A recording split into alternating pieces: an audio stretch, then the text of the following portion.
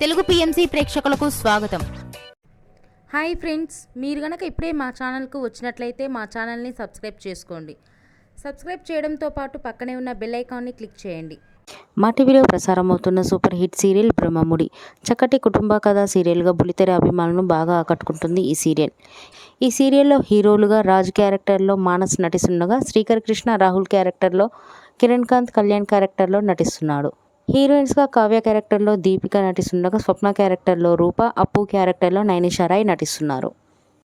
తాజాగా దీపిక తన లేటెస్ట్ ఫొటోస్ని అభిమానులతో పంచుకుంది. ఆ ఫొటోస్ని మనం కూడా చూసేద్దాం.